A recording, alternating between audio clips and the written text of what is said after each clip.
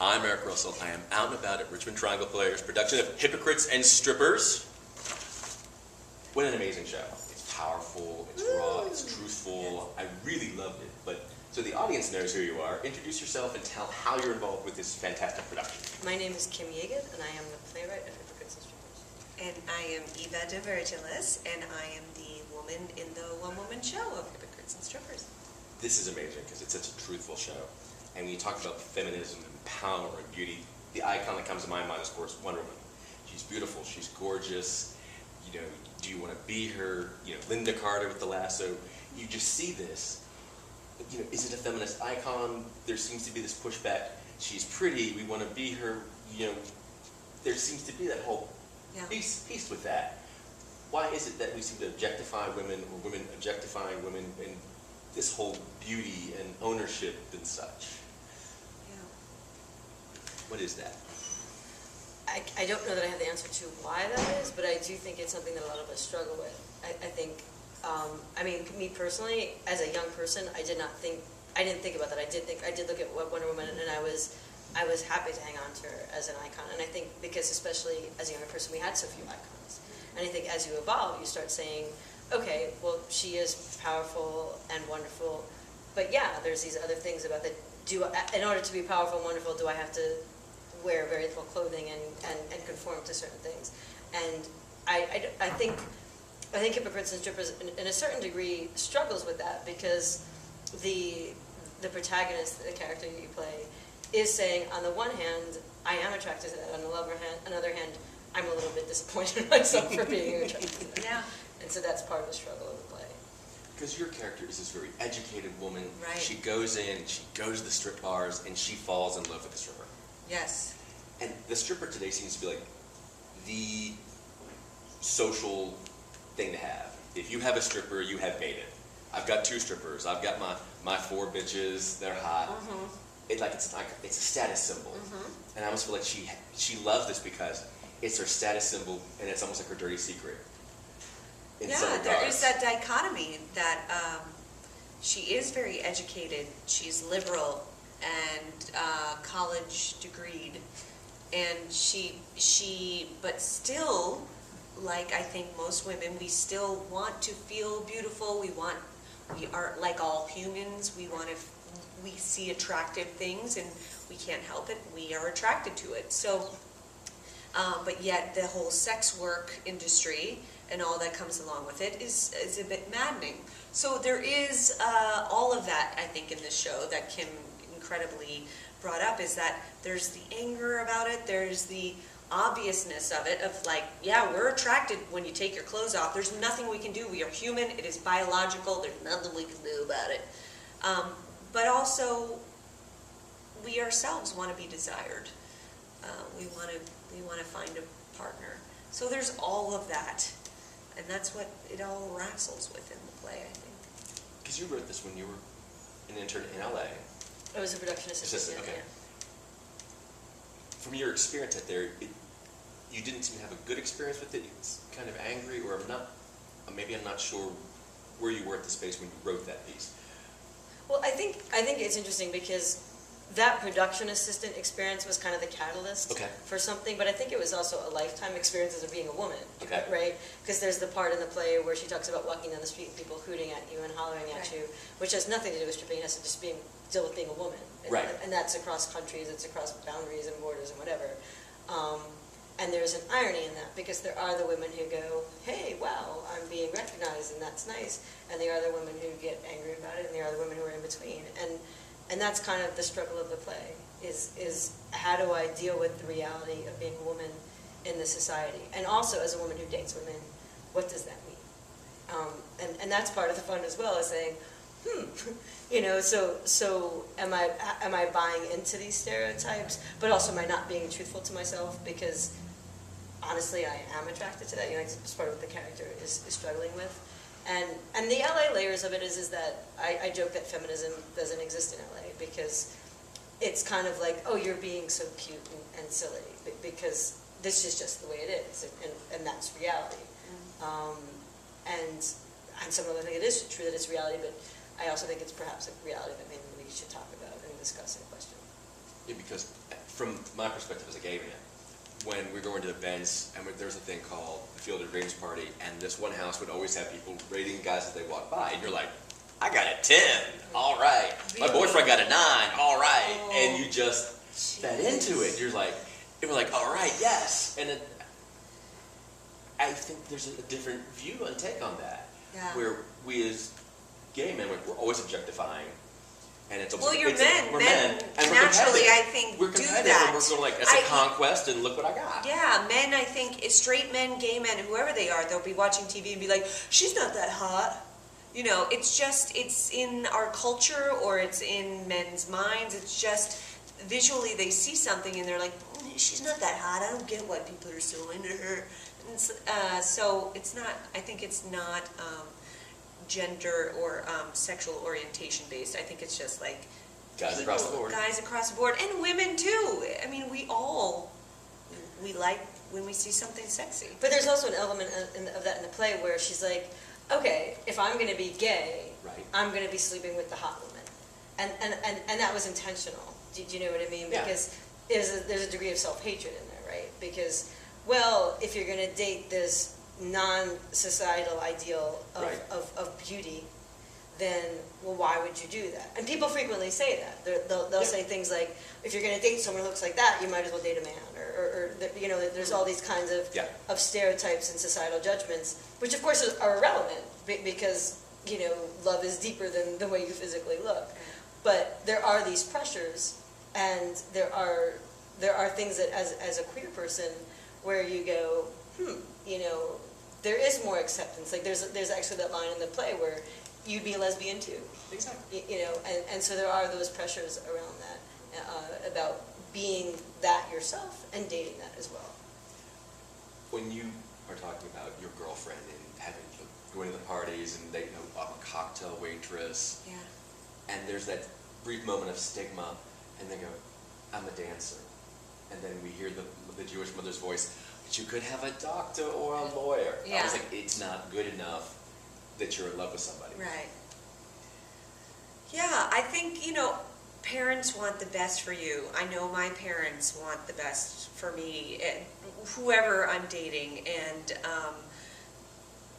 you know, I think it's universal. So whether you're a lesbian or not, I think it's just a universal thing that everybody in the audience can laugh at. It's like, you know, you're dating a stripper, you know, you could do better.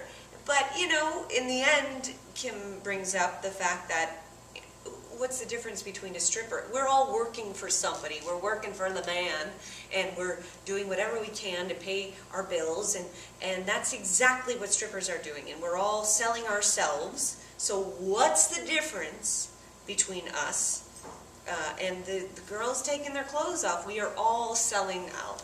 Halfway through the show, in my head, I went back to One Flew Over the Cuckoo's Nest, when Barbara Streisand goes, I'm arrested because I'm giving blowjobs for $50, and I know women who will crawl through shit and glass for a fur coat who are married to a man.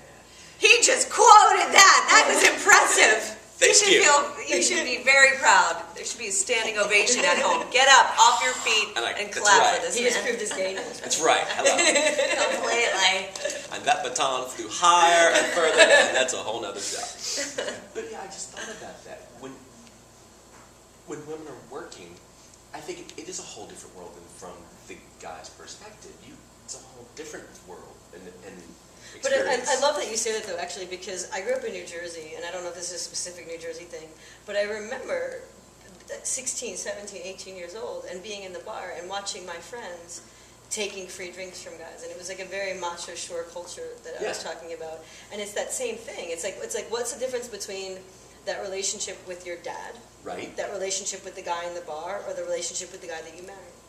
And it's a lot. It's something that I frequently thought about, especially because some of my friends had families that weren't very supportive of their choices, and so they did go to do stuff like go to a bar and get support from random men in a bar, or marry for money. Right. And actually even in LA, I know people who married for money, so to speak.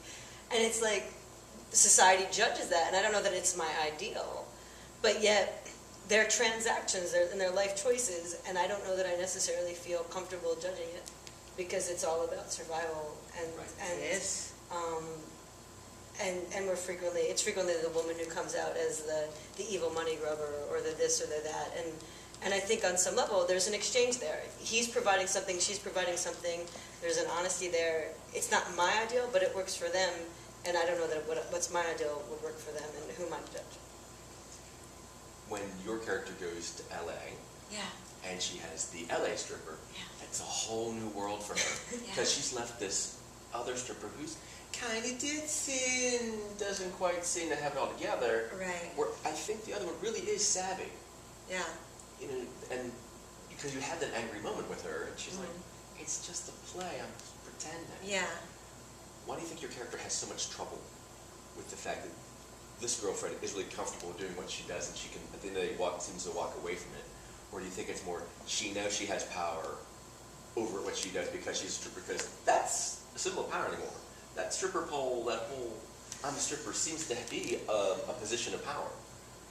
Well, I think the character, the main protagonist, Jill, is very angry at that power that she holds, at what she holds up above these men, the power she holds over these men, the way the men want her, and what she does to please the men, the lap dances. So I think it makes her very angry, and she wants to have the same control that those men have, and she doesn't feel like she has that.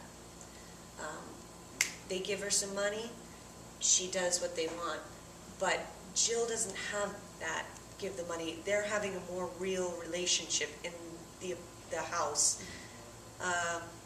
And it's very hard when it's not, relationships are complicated.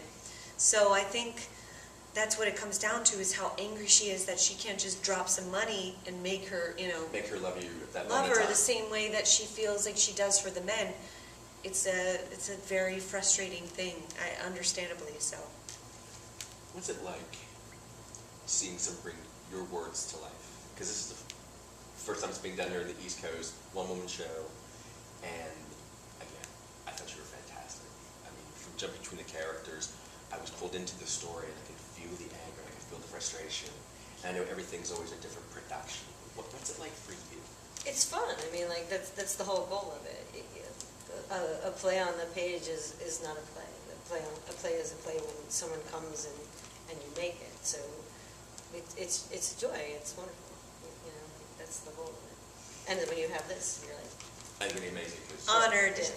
Because you differentiate all your characters, which I think is always amazing. It's all running through your head going, you'll buy a piece of furniture. I'm so glad you throw it out there. You hope people buy it. So it's wonderful. As the playwright, what do you want an audience to take away from the show? Honestly, this sounds kind of like a cop-out perhaps, but for me, if you come and you dig it, that's fine. What your takeaway is, whatever your takeaway is. There were certain things that inspired me to write the play, but if people come and it becomes a purposeful experience for them, and they're glad they came, and I'm psyched. I'm thrilled. What do you want an audience to take away from your performance from this show? I hope I just get to tell the story. I get to tell Kim's story, the protagonist story, Jill's story, and I always hope that somebody feels that they go home and they say, it just maybe changes their thought process a little bit. Maybe they look at strippers a little bit different. Maybe they look at life a little bit different. Maybe they just laughed a little bit at themselves a little bit different. So that's all you can hope for. As long as people just go out and are entertained, and you're around other people in the dark, and you're laughing together, and you don't know who these strangers are, but you're laughing with them. We're all alike. So just having an interpersonal experience with strangers in the dark. Which is kind of like going to a strip club. Exactly. This is also going to become a web series. There's a promo on your page. Yeah. Can you tell us a little bit more about that project and how people can be involved to bring the first episode to life next? The web series is based on the play, but it's slightly different in that it's there's excerpts of the play being made. It's an animated series, Yes. and so it's It's not the entire play, it's more like the comedic excerpts of the play. Okay. So it's fun, it's more lighthearted perhaps than the play. If people want to, they can go to my website, kimyaged.com, and there's a donation button, and they can support, well, they can first see the existing promo, and then they could make a donation to support the next episode. Hopefully we'll make a series, like the first season will be about 6 episodes, and then we can keep going, which would be awesome. Fantastic.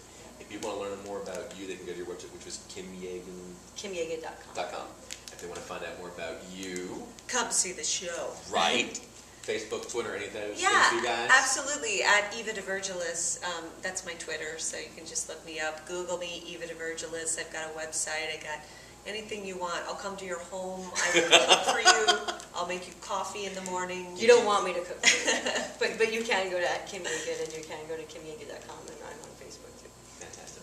Thank you so much for Thank tonight. you. It's a Thank pleasure. you. Thank you again for being here and Yeah. sharing this great story with us. Yeah. Well, I'm Eric Russell. I have been out with Eva DeVirgilis and Kim Yaged at Hypocrites and Strippers here at Richmond Triangle Players. Tickets are available at rtriangle.org. You never know where I'll turn up next, so tune in next time. See ya.